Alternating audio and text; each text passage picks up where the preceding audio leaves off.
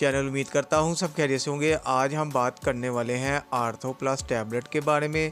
Ortho plus tablet कब इस्तेमाल करवाई जाती है और इसके फ़ायदे क्या हैं और साइड इफ़ेक्ट्स क्या हैं, सब इन्फॉर्मेशन आपको आज की इस वीडियो में मिल जाएगी। वीडियो को मुकम्मल देखिएगा, स्किप मत करना ताकि आप कोई भी इंफॉर्मेशन मिस ना करें। अगर आप किसी भी किस्म का कोई भी सवाल मेडिसिन से रिलेटेड पूछना चाहते हैं तो कमेंट करके पूछ सकते हैं।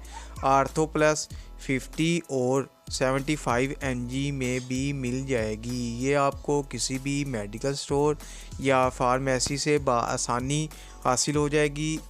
इसको इस्तेमाल करने का तरीका भी हम आप लोगों के साथ शेयर ज़रूर करेंगे और इसके साइड इफ़ेक्ट्स के बारे में भी बात करेंगे। इसकी कंपोजिशन की बात करें तो डिक्लोफेनिक सोडियम प्लस माइसोप्रोस्टोल ड्रग भी इस्तेमाल किया गया है।